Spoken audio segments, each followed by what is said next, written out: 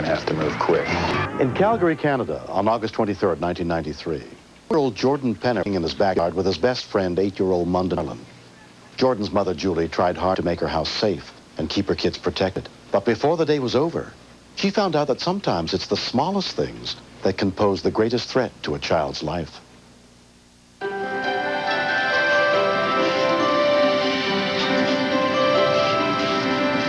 There's a 4-year age difference, but Jordan idolizes Munden. Munden's really cool.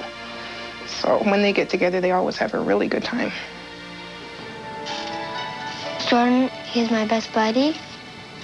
One time he said he loved me as a brother, then that sort of pounded in my heart, because Jordan's like a brother to me too. Jordan, I'm going to work now. I'll see you later. Have a good day. For a few hours after school each day, Jordan and his younger sister have 14-year-old Terry Lee Stratton for a babysitter. The kids took to her instantly, and I did too, because she's got this quiet, shy side, and I can relate to that. I've been babysitting for a long time. I don't remember when I started babysitting for people. John should be home around 6:30. Julie told me what they can play with, and then she left. Jordan went over to the garden. He was starting to pick some peas. I told him, don't eat those peas because they're not ripe yet. And he said, no. He had like 5. He shoved 5 in his mouth almost. And in the last bite he took, he had a whole handful in his mouth.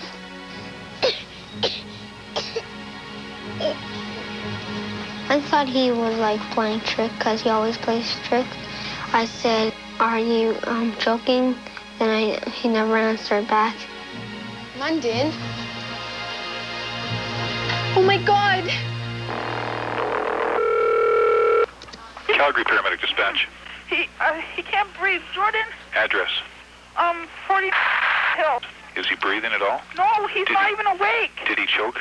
I don't know. He was outside. City of Calgary EMS dispatcher Don Sharp took the call for help. She said he can't breathe, indicating this is a critical emergency and we're going to have to move quick.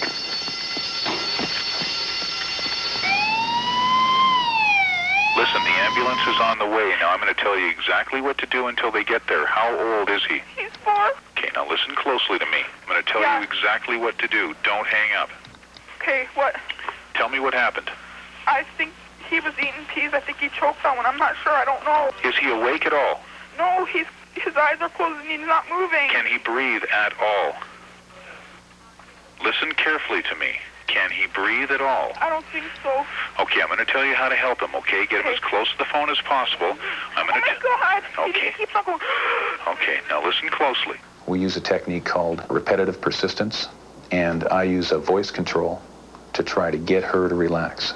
Now listen to me, you're going to have to calm down if we're going to help him. You're going to have to calm down if we're going to help him. The trick is to break through that hysteria threshold. I'm going to tell you how to do the Heimlich maneuver, okay? Now listen to me, you're going to have to calm down if we're going to help him. Where is he right now? I was crying and I was like worried and I didn't know what to do.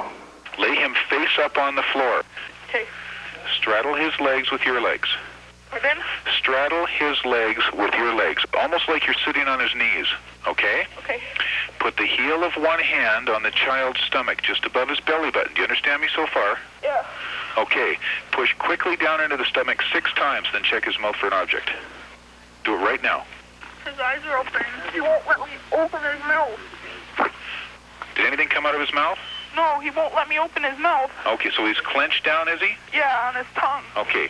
Now I want you to listen very carefully.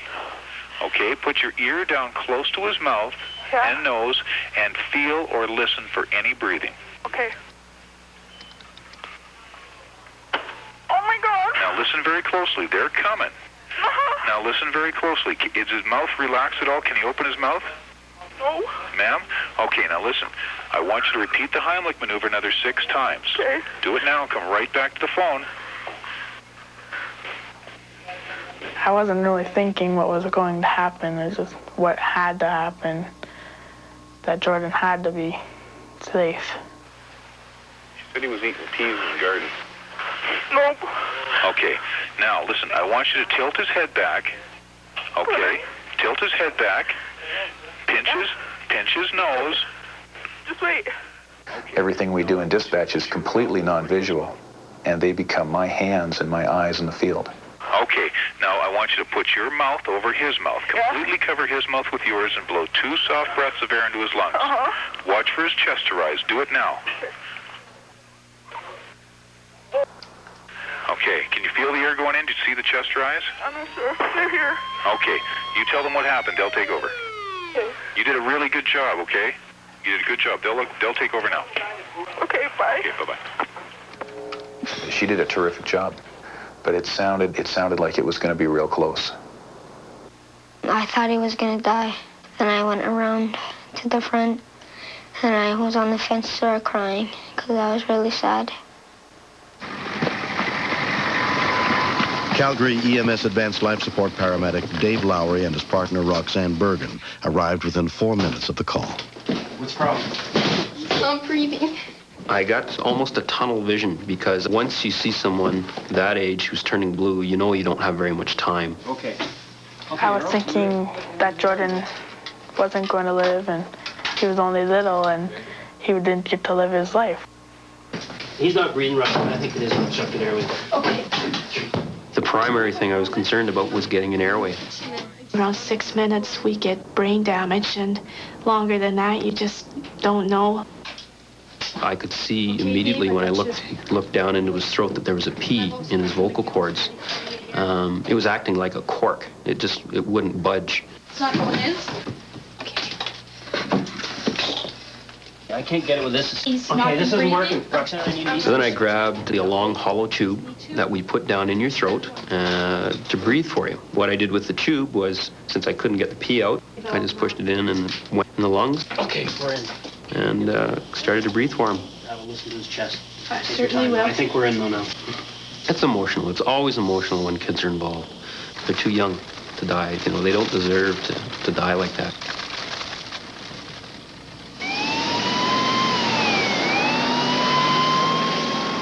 Closer to the hospital, we noticed some posturing, which is where he became stiff and his hands flexed outwards. I really had a terrible feeling inside after seeing Jordan because we always associate posturing with brain damage.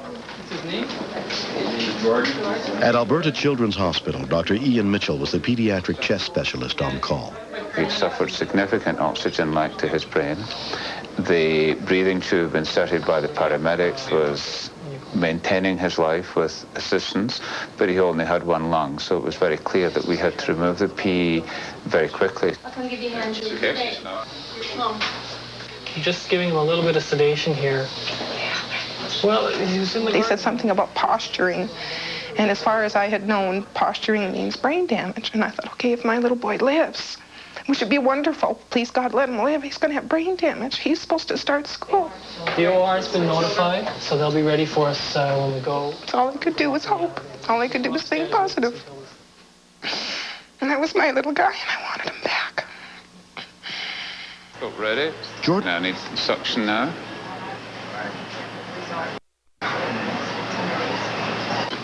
You're going to be better soon. John Penner joined his wife at their son's bedside. Everybody's thinking about you. Julie mentioned something about brain damage. I thought if there was brain damage, he wouldn't remember us. And he wouldn't be basically the same little guy that I've had. I sang to him, read him a story. John and I stayed with him and talked to him. Told him everybody was thinking about him. And we're all just waiting for him to get better. What are you doing today? I said to him, look, buddy, I need you to come home. We're building a rumpus room in the basement, and I told him we got to finish it.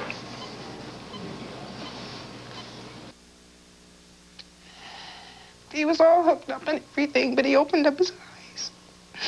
And he couldn't speak because of these things down his throat. And he looked right at me, and he mouthed the words, he mouthed, Mom, I'm thirsty. And it was really amazing. It was like It was like giving birth to him all over again. It was such a good feeling. Go catch up to Sis. Bet you can't catch her. 4-year-old Jordan Penner was released from the hospital without any sign of brain damage. And there's a big dinosaur in the bushes over here. I can't believe it ever happened in the first place. But I'm thankful that we had Terry act the way she did. I think she did great. She called 911 right away. If it weren't for her, I don't know if Jordan would be here right now. Everyone was telling me I did a good job, and I feel I helped, but I'm not the hero. Even though she didn't have CPR or first aid knowledge, she did the best thing she could have. She simply called 911 and got the system going. And that's what saved Jordan. It's made me appreciate everybody and everything. It's made me really nervous around small heart candies and garden vegetables. I hate peas. I think the big lesson is just how important the children are. We almost lost one, and the realization of just how really important he is hit me.